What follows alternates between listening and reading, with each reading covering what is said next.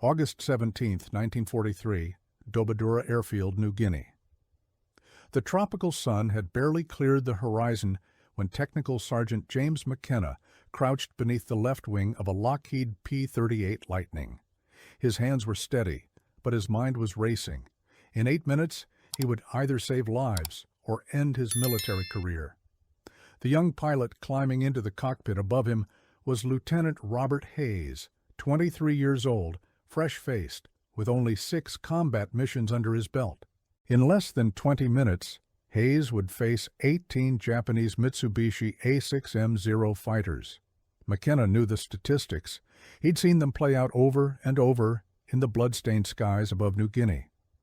When a P-38 met a Zero in a turning fight, the American pilot rarely came home. But this morning would be different.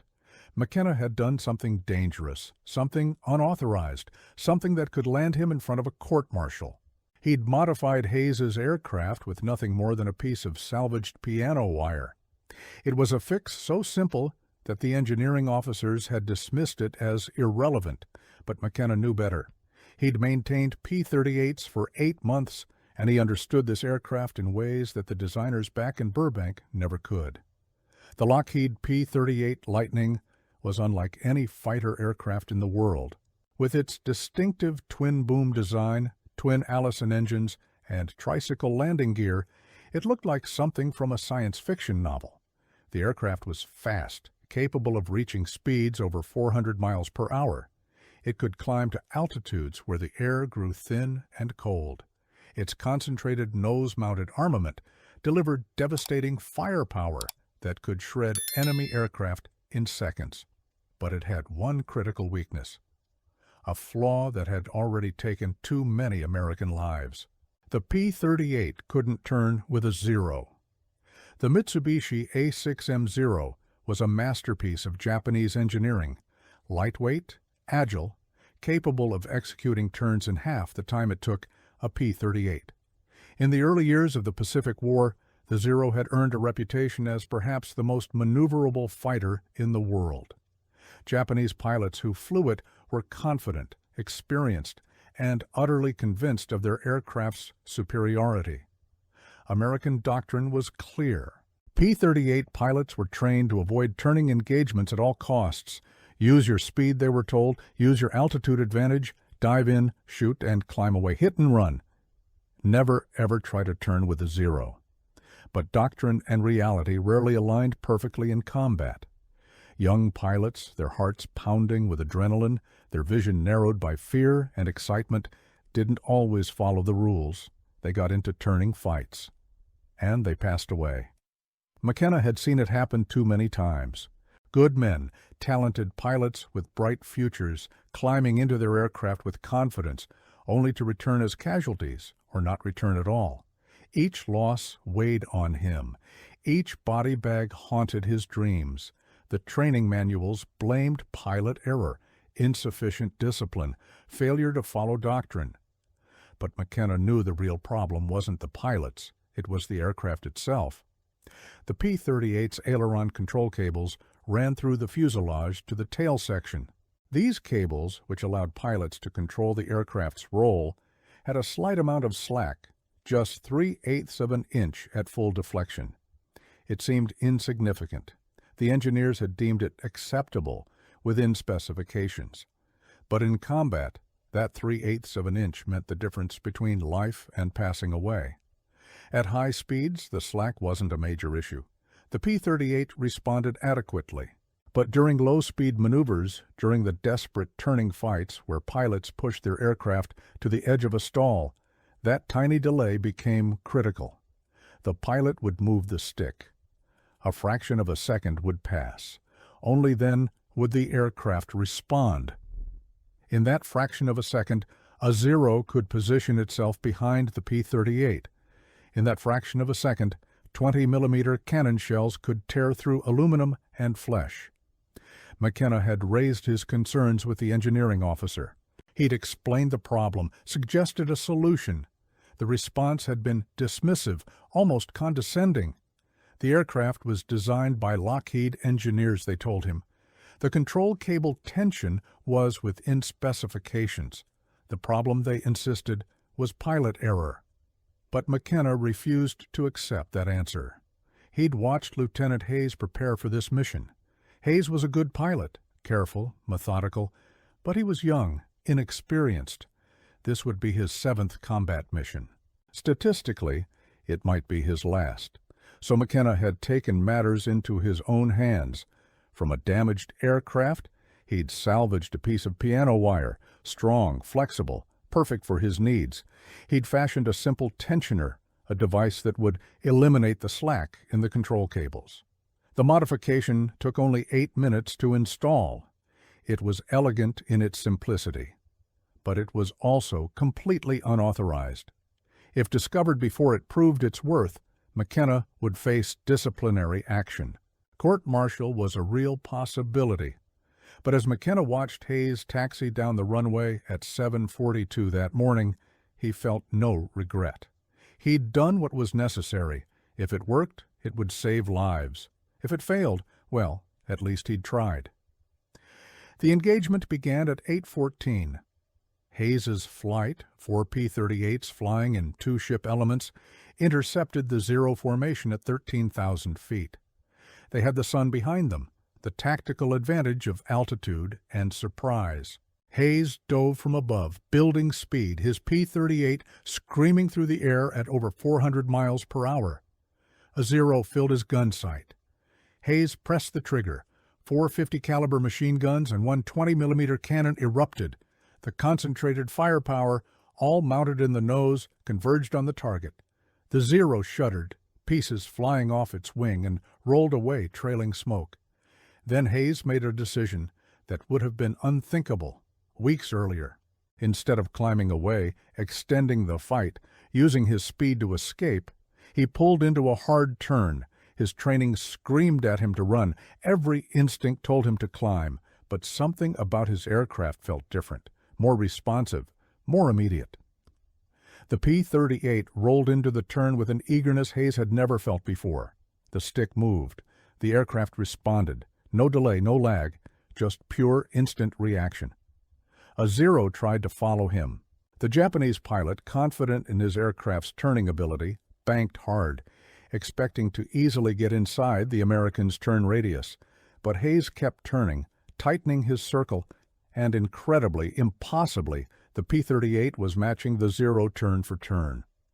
The zero pilot, perhaps confused, perhaps unable to believe what he was seeing, hesitated. That hesitation was fatal. Hayes reversed his turn, a maneuver that should have been sluggish and slow, but his P-38 snapped around with surprising agility. The zero was now in front of him, exposed, vulnerable. Hayes fired. The zero exploded. Above, Captain Frank Mitchell watched in astonishment. Mitchell had been flying P-38s for over a year. He'd lost men, good men, to zeros in turning fights. He'd written letters to widows and mothers explaining how their loved ones had passed away bravely, heroically. But now he was watching Hayes, a relatively inexperienced pilot, outmaneuver a zero in the one arena where the Japanese fighter should have been untouchable. The engagement lasted 17 minutes. Hayes destroyed 2 zeros, damaged a third. More importantly, he survived a fight that, by all conventional wisdom, should have ended his life. When Hayes landed, he was euphoric, almost disbelieving of his own performance. But Captain Mitchell wanted answers. He sought out McKenna immediately. What had changed? What had been done to Hayes's aircraft? McKenna, knowing the risks, confessed to the unauthorized modification. He explained the cable tension problem, showed Mitchell the simple piano wire tensioner he'd installed. Mitchell listened, his face unreadable. Then Mitchell made a decision that would change the course of air combat in the Pacific. He asked McKenna to modify his aircraft. Not in a week, not after approval from higher command, but right now, immediately. Mitchell understood something that the engineers back in the States didn't. In war, survival trumped regulations. If this simple modification could save American lives, then regulations could go hang. Within days, word spread through the fighter squadrons at Dobodura. Pilots heard about Hayes's incredible performance. They saw the results for themselves when Mitchell, flying a modified aircraft, achieved similar success against Japanese fighters. They demanded the same modification for their own planes. McKenna, working around the clock, began modifying more P-38s. Other crew chiefs, learning the technique, joined in. The modification spread like wildfire through the American fighter squadrons in New Guinea. The results were dramatic and immediate. P-38 pilots who had previously avoided turning fights now engaged Zeros with confidence. The kill ratios, which had favored the Japanese, began to shift. American pilots, their aircraft now responsive and agile, were racking up victories. The Japanese pilots noticed the change. Reports filtered back to their commanders. Something had happened to the American twin-engine fighters. They were no longer the easy prey they had once been. The P-38s were turning with Zeros, matching them, maneuver for maneuver, and winning. But McKenna's modification was only part of a larger story of innovation and adaptation in the Pacific theater. The P-38 Lightning had arrived in the Pacific with great promise, but also significant challenges. The aircraft's twin Allison V-17-10 engines were powerful, but they were also temperamental. The turbochargers, critical for high-altitude performance, were complex and prone to problems in the harsh tropical environment. Maintenance was a nightmare for ground crews. The engines were tightly cowled with cooling systems, oil lines, and fuel lines packed into cramped nacelles. A simple coolant leak could take hours to repair. The pilots faced their own challenges. The cockpit, sealed and unable to be opened in flight due to severe buffeting, became unbearably hot at low altitudes. Pilots flying long missions over the tropics would strip down to shorts and tennis shoes, flying with nothing but their parachutes for protection. Range was another critical issue. The vast distances of the Pacific theater demanded fighters that could fly long missions over water. The P-38, with its twin engines and large fuel capacity, had the potential for exceptional range. But early in the war, pilots were burning fuel at alarming rates, limiting their operational radius. Then, in June 1944, a middle-aged civilian arrived at fighter bases in New Guinea. His name was Charles Lindbergh. To the younger generation of pilots, he was a legend, the first man to fly solo across the Atlantic, a hero from a different era. But Lindbergh wasn't there for publicity or photo opportunities. He was there as a technical representative for United Aircraft Corporation, and he had come to teach the pilots something that would revolutionize P-38 operations in the Pacific. Lindbergh's specialty was fuel management. He'd developed long-range cruise control techniques during his historic Paris flight, and he'd refined them over years of working with Pan American Airways. Now he believed he could extend the P-38's combat radius significantly. His opening statement to the pilots of the 475th Fighter Group was bold. He could teach them to fly their fighters in such a way that they would save approximately 30% of their fuel. This would extend their reach by some 200 miles, bringing previously unreachable targets within their scope of attack. The young pilots, most of them 25 years old or younger, listened skeptically. This civilian, however famous, was going to teach them how to fly? Lindbergh's instructions were straightforward but radical. He told them to change their engine settings dramatically. Instead of the high RPMs and rich fuel mixtures recommended in the flight manual, they should cruise at low 1600 RPM, use auto-lean mixture instead of auto-rich, and adjust their manifold pressures to match. Everything Lindbergh proposed contradicted the official Allison engine flight manual. One young pilot was quick to point this out. The manual specifically warned against such settings, suggesting they could lead to engine damage. Lindbergh's response was pragmatic and slightly risky.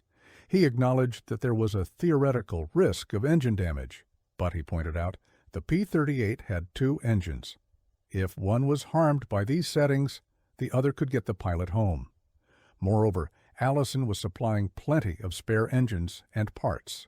The risk of potential engine damage was acceptable, compared to the benefit of extended range. To prove his techniques, Lindbergh flew demonstration missions alongside the combat pilots.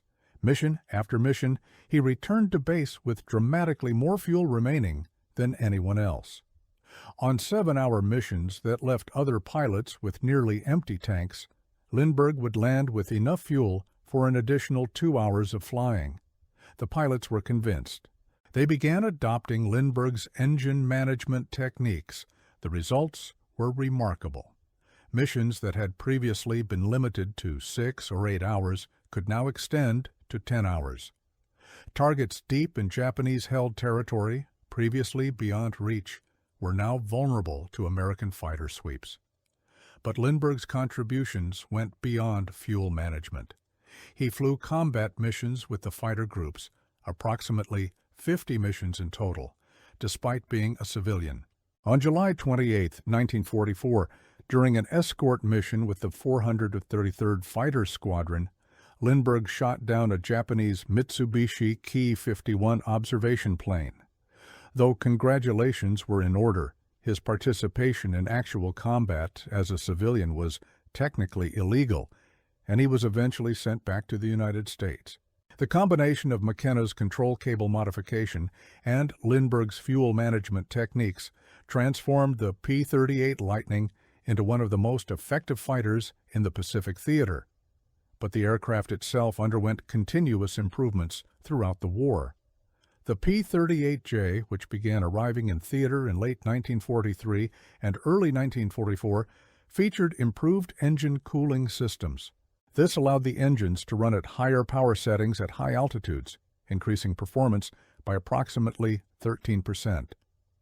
The cooling improvements also made the aircraft more reliable in the demanding tropical environment. The P-38L, the most produced variant with nearly 4,000 built, incorporated hydraulically boosted ailerons. This feature, combined with the control cable modifications pioneered by ground crews like McKenna, gave the Lightning a tremendous roll rate at high speeds. The aircraft also featured dive flaps, which helped pilots control the aircraft during high-speed dives and partially addressed the compressibility problems that had plagued earlier models. These technical improvements, combined with the practical innovations from the field, made the later P-38s formidable opponents for any Japanese aircraft. But the human element remained crucial. The pilots who flew the Lightning in the Pacific became legends. Major Richard Ira Bong, America's ace of aces, scored all 40 of his victories flying P-38s. His aircraft, named Marge after his girlfriend, became as famous as the pilot himself. Bong was known for his aggressive head-on attacks, flying directly at enemy aircraft to ensure hits, sometimes even colliding with his targets. His tactics were unorthodox, but they were devastatingly effective. Major Thomas McGuire, the second highest-scoring American ace with 38 victories, also flew P-38s. His aircraft, nicknamed Pudgy, carried him through countless engagements against Japanese fighters. McGuire was lost in January 1945 during a combat mission over the Philippines, when his P-38 stalled during a low-altitude maneuver. Colonel Charles MacDonald, who scored 27 victories in his P-38 named Put Put Maru, became another celebrated Lightning pilot. MacDonald was the commander who first authorized McKenna's control cable modification, recognizing its value despite its unauthorized nature. These men, and hundreds of others like them, proved that the P-38 Lightning, when properly modified and flown by skilled pilots, could compete with and defeat the vaunted Zero. The aircraft's speed, climb rate, and concentrated firepower, combined with improved maneuverability from field modifications, made it a deadly adversary. Japanese pilots came to fear the distinctive sound of the P-38's twin Allison engines. Jiro Horikoshi, the designer of the Zero, later wrote that this peculiar sound became both familiar and hated by Japanese airmen across the South Pacific. One Japanese pilot, after his first encounter with a P-38, expressed astonishment that an American aircraft could outrun, outclimb, and outdive the Zero, which they had believed to be the world's most superior fighter. The P-38's psychological impact on Japanese fighter pilots was significant. The aircraft's ability to choose when and where to fight, to dive in with overwhelming firepower, and then climb away to safety, was demoralizing for pilots trained in the aggressive, close-in fighting style that the Zero excelled at. But the Lightning's success came at a cost. Maintenance requirements were enormous. The closely cowled engines, with their complex turbocharger systems, oil coolers, and intercoolers, demanded constant attention. Crew chiefs worked long hours in brutal heat, troubleshooting coolant leaks, rough-running engines, and temperamental turbochargers. The aircraft also faced challenges in other theaters.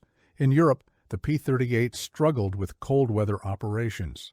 The extreme cold at high altitudes caused problems with the turbocharger oil regulators. Oil would congeal, leading to turbocharger failures at critical moments. Pilots entering combat with altitude advantage would suddenly find their turbochargers failing, forcing them to break off engagement or face superior German fighters on unequal terms. The cockpit heating system, barely adequate at the best of times, was insufficient for European operations at 30,000 feet and above. Pilots reported being so cold that they didn't want to fight. Some suffered frostbite despite wearing multiple layers of clothing and electrically heated suits.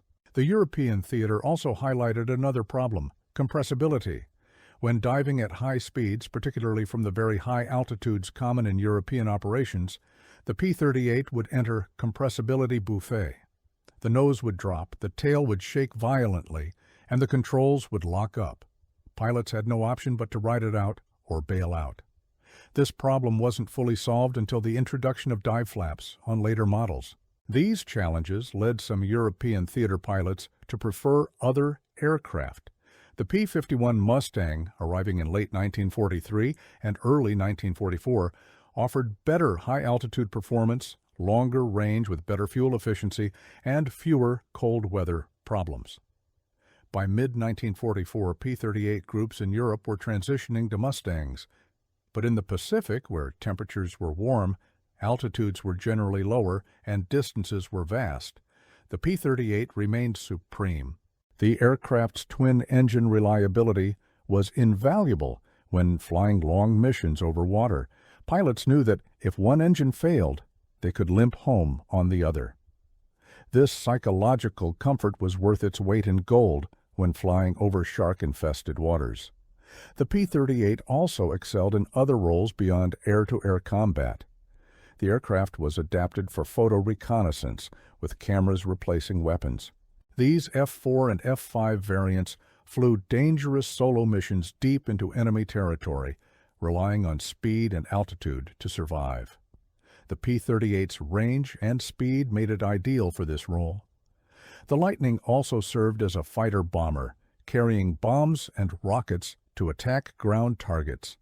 Its stable gun platform and concentrated firepower made it effective for strafing missions against Japanese barges, supply depots, and airfields. One of the P-38's most famous missions combined its capabilities perfectly. On April 18, 1943, American intelligence intercepted and decoded Japanese communications revealing that Admiral Isoroku Yamamoto, the architect of the Pearl Harbor attack, would be flying to the Solomon Islands. 16 P-38s, each fitted with long-range drop tanks, flew an extended mission of over 400 miles to intercept Yamamoto's aircraft. The mission required precise navigation, careful fuel management, and split-second timing. The P-38s flew low over the ocean to avoid radar detection, then climbed to intercept the Japanese aircraft exactly as planned. The Lightning pilots destroyed both bombers carrying Yamamoto and his staff. The admiral perished in the attack, a significant blow to Japanese naval leadership. This mission, more than any other, demonstrated what the P-38 could do when all its capabilities were utilized effectively. The range, speed, firepower, and twin-engine reliability combined to accomplish what no other American fighter could have achieved. But behind every successful mission, behind every victory, behind every pilot who returned home safely, were the ground crews. Men like Technical Sergeant James McKenna, who understood that sometimes the official way wasn't the best way, who recognized that a simple modification, unauthorized though it might be, could save American lives. McKenna's piano wire fix was never officially approved. It never appeared in technical manuals or maintenance bulletins. The engineering officers who had dismissed his concerns never acknowledged their error. But in the squadrons that flew and fought in the Pacific, the modification became standard procedure. Crew chiefs passed the knowledge to each other, showing new maintenance personnel how to install the tensioner, how to eliminate that critical 3/8 of an inch of slack. The improvement in combat effectiveness was undeniable. P-38 pilots who had previously avoided turning fights now engaged enemy aircraft with confidence. The psychological impact was as important as the physical improvement. When pilots knew their aircraft would respond instantly to their inputs, they flew more aggressively, more effectively. This was the essence of American innovation in World War II. Not just the massive industrial production, not just the technological advances from laboratories and drawing boards, but the practical, hands-on improvements made by men in the field. Mechanics who understood their aircraft better than the designers. Pilots who developed new tactics through hard experience. Civilians like Lindbergh who brought expertise from other fields. The P-38 Lightning became the highest-scoring American fighter in the Pacific theater, credited with destroying over 1,800 Japanese aircraft. More than 100 Lightning pilots became aces, achieving 5 or more aerial victories. The top 2 American aces, Bong and McGuire, flew exclusively P-38s. The aircraft served in every theater of the war, from Alaska to North Africa, from Europe to the South Pacific. It flew in roles ranging from high-altitude interception to low-level strafing, from long-range escort to photo reconnaissance. By the end of the war, over 10,000 P-38 Lightnings had been produced. But numbers alone don't tell the full story. The P-38's legacy lies in the lives it saved, the missions it accomplished, and the innovations it inspired. Men like McKenna, working in the heat and humidity of a New Guinea airfield, proved that sometimes the best solutions come from the people closest to the problem. The piano wire modification was elegant in its simplicity. No expensive parts, no complex engineering, just a straightforward fix for a known problem. It exemplified the American approach to warfare, practical, innovative, willing to bypass official channels when necessary. Captain Mitchell's decision to adopt and spread the modification, despite its unauthorized nature, showed the leadership quality that separated good officers from great ones. He understood that in combat, results mattered more than regulations. His willingness to risk his career to give his pilots an edge demonstrated the kind of command philosophy that won wars. Lieutenant Hayes, young and relatively inexperienced, proved that with the right equipment and the right training, American pilots could compete with the most experienced Japanese aviators.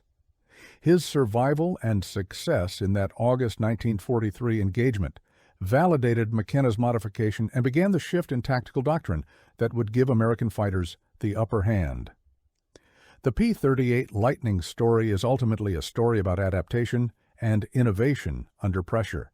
It's about recognizing problems and finding solutions.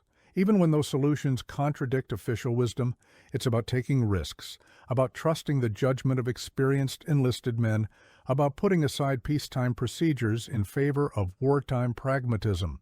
The aircraft itself was remarkable, a product of bold design choices and advanced technology.